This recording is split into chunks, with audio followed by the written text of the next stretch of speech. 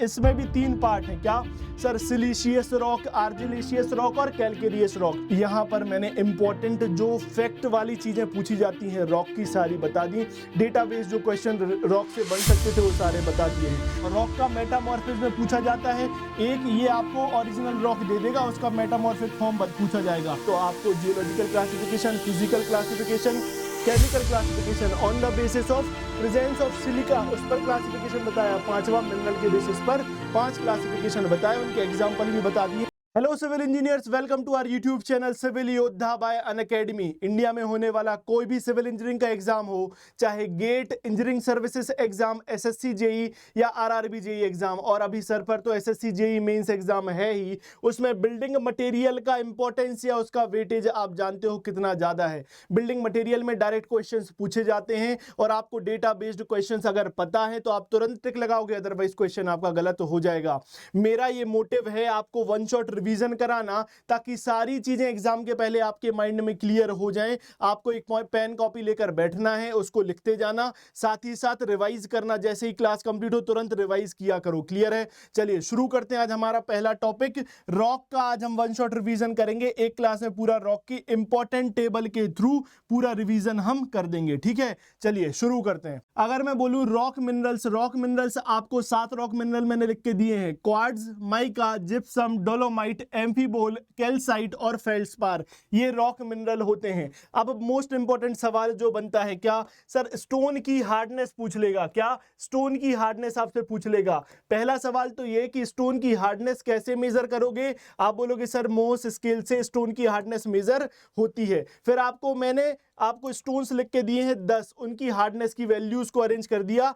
Talkie 1, gypsum 2, calcite 3, fluorite 4, apatite 5, feldspar 6, quartz 7, topaz 8, corundum 9, diamond 8।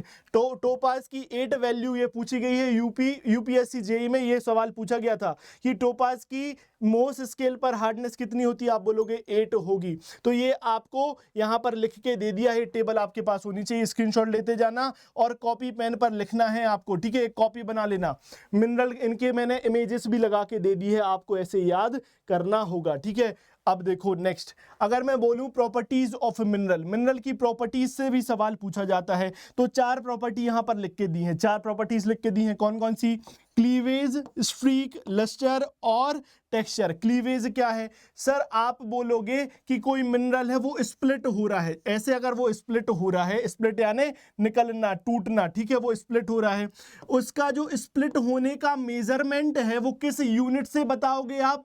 Sir हम उसको split होने के लिए जो यूनिट मेजर करेंगे उसको बोला जाता है क्लीवेज। तो क्लीवेज एक वो यूनिट है जिससे आप मेजर करके बता सकते हो कि मिनरल कैसे स्प्लिट हो रहा है। ओके सर, ये बात समझ में आती है। और क्या क्या क्या इंपॉर्टेंट है कि mineral to split along certain plane parallel to the crystal faces. और कैसे स्प्लिट हो?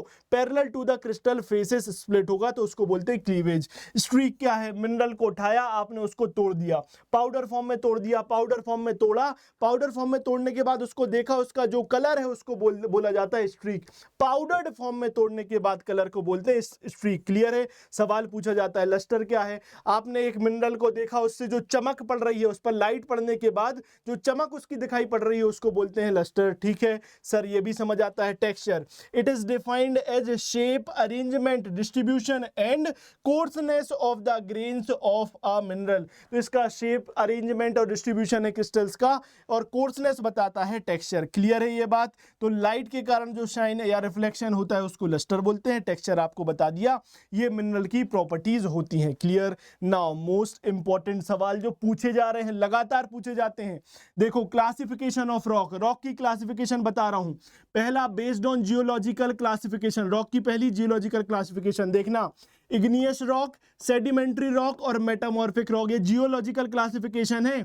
अगर मैं इग्नियस रॉक के एग्जांपल बोलूं तो एग्जांपल पूछता है कि ये कौन सी रॉक है, तो याद रखो, तो बोला जा रहा है कि बेसाल्ट, ट्रैप, डोलेराइट, ग्रेनाइट, सिंसाइट, सिसनाइट, गैब्रू, ये क्या है सर? ये इग्नियस रॉक है, ठीक है।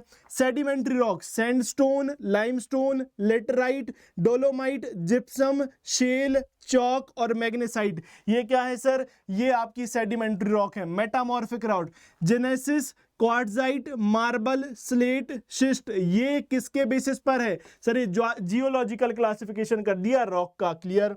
अब इग्नियस रॉक को उठाया। इग्नियस रॉक दो प्रकार की होती हैं। कौन कौन से दो प्रकार की इग्नियस रॉक? सर पहली होती है एक्सट्रूसिव और दूसरी इंट्रूसिव। एक्सट्रूसिव के दो नाम और है, क्या सर? वॉल्केनिक और इफ्यूजिव रॉक। तो एक्सट्रूसिव या बोल दो वॉल्केनिक या बोल दो इफ्यूजिव रॉक। अगर मैं बोलूं एक्सट्रूसिव रॉक के एग्जांपल बताओ पूछेगा, तो वॉल्केनिक रॉक होता है या एक्सट्रूसिव रॉक? ये एक्सट्रीमली फाइन होते हैं। पहला सवाल तो ये एक्सट्रीमली फाइन होता है, ओके। उसके बाद क्या सर? बेसाल्ट, ट्रैप और प्यूमाइस। बेसाल्ट, ट्रैप और प्यूमाइस क्या हो जाएगा सर? इसके एग्जांपल हो गए। इंट्रूसिव रॉक, ये हो गया सर इंट्रूसिव रॉक, ओके ना। प्लूटोनिक, इसको इंट्रूसिव रॉक के टू पार्ट्स, प्लूटोनिक और हाइपाबेसाल। क्या? प्लूटोनिक और हाइपाबेसाल। अगर मैं बोलूं प्लूटोनिक रॉक में क्या? डीप, डेप्थ, ओके, और हाइपाबेसाल, इसके दो एग्जांपल है, प्लूटोनिक और हाइपाबेसाल। प्लूटोनिक कहाँ मिलेगा आपको सर? डीप डेप्थ पर मिलते हैं। और हाइपाबेसाल कहाँ मिलेगा? शैलो डेप्थ पर ये आपको देखने को मिलता है, ओके। कोर्स ग्रेन्ड होते हैं प्लूटोनिक रॉक, हाइपाबेसाल फाइन ग्रेन्ड होता है। ग्रेनाइट और सायनाइट एक इसके एग्जांपल है प्लूटोनिक रॉक के, और हाइपाबेसाल के एग्जांपल डोलेमाइट और डायोराइट हाइपाबेसाल के एग्जांपल होते हैं, क्लियर है? ये समझ में आता है। फिजिकल क्लासिफिकेशन रॉक का करें तो अनस्ट्रेटिफाइड रॉक, अनस्ट्रेटिफाइड रॉक ये आता है, और स्ट्रेटिफाइड रॉक, और यहाँ लिखा है फॉलेटेड रॉक। तो तीन प्रकार से आप फिजिकली क्लासिफाई कर सकते हो रॉक को।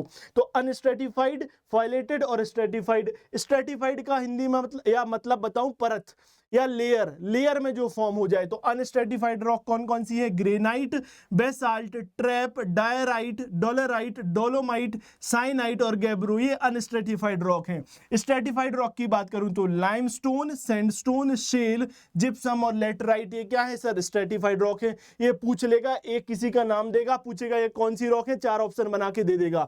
वहीं गलती होती तो एक एक चीज कॉपी में नोट डाउन करना है। Foliated rock example, all stratified rocks except marble और क्वार्ट्जाइट।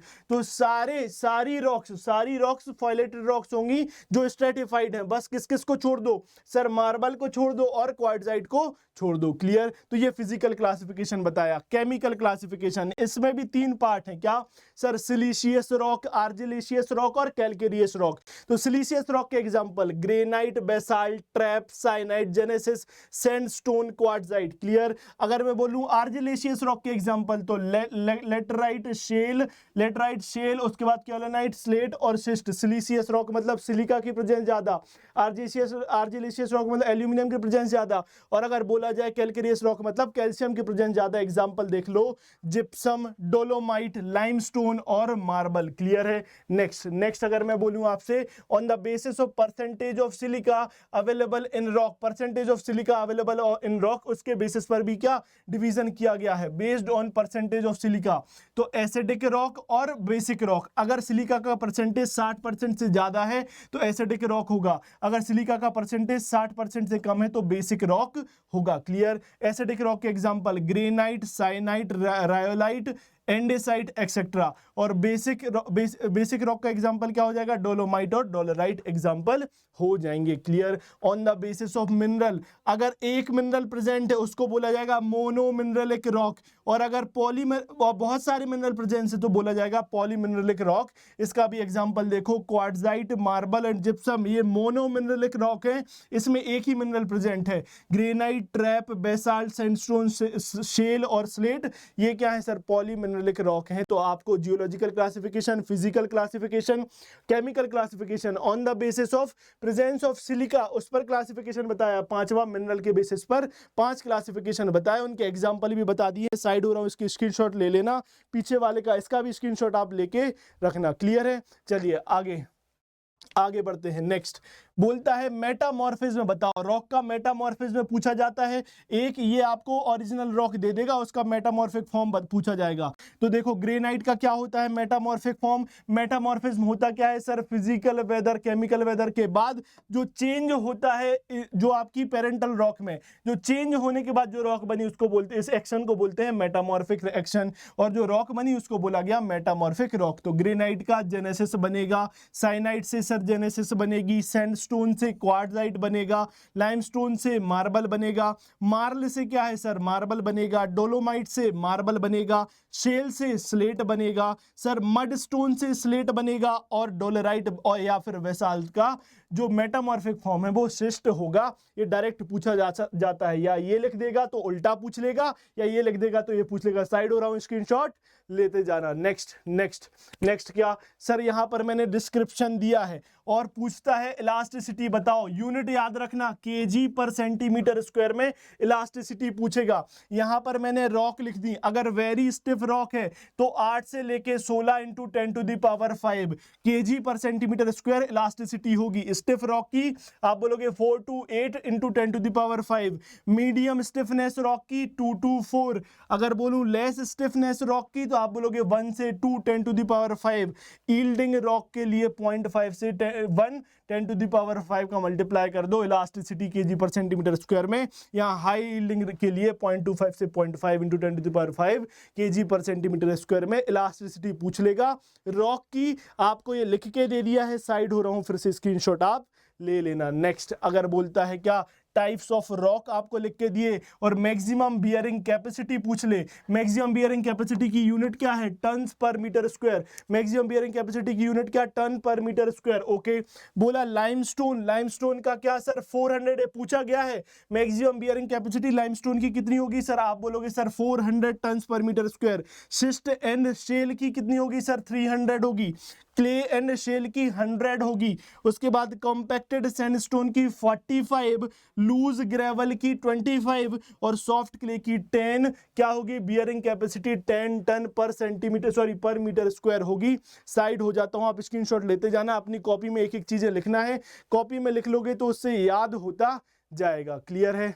यहाँ पर मैंने इंपॉर्टेंट जो फैक्ट वाली चीजें पूछी जाती हैं रॉक की सारी बता दी, डेटाबेस जो क्वेश्चन रॉक से बन सकते थे वो सारे बता दिए हैं। ऐसे ही वन शॉट रिवीजन में इंपॉर्टेंट टेबल सारी मैं क्लियर करता जाऊंगा, सारे सब्जेक्ट्स को लेकर आऊंगा। आप बने रहिए, लिखते जरूर जाइए, लिखोगे तो याद रहेगा और आपको रिवीजन में क्या एक कॉपी बन जाएगी, उसको बाद में एग्जाम के टाइम रिवाइज भी आप कर सकते हो। मेरा नाम अभिषेक श्रीवास्तव है, आप सिविल योद्धा अनअकैडमी पर हैं, ये मेरी प्रोफाइल है, आप देख सकते हो। ठीक है, अगर वीडियो अच्छा लगा हो तो कमेंट करिए, और कैसे सब्जेक्ट्स के को आपको रिवाइज करना है और कैसे क्वेश्चंस आपको चाहिए, किन टॉपिक्स में आपको दिक्कत आती है वो टॉपिक मैं कवर कर सकता हूं, आप मुझे कमेंट्स में लिखकर जरूर बताइए। वीडियो अच्छा लगा हो तो लाइक करिए, कमेंट करिए और सब्सक्राइब करो चैनल को, नोटिफिकेशन की घंटी बजाओ। सोते रहते हो मुझे पता है, नींद में रह जाओगे, लेक्चर आएगा चला जाएगा, आप उसका यूज नहीं कर पाओगे, इसलिए नोटिफिकेशन की घंटी जरूर दबाना है। Thank you everyone.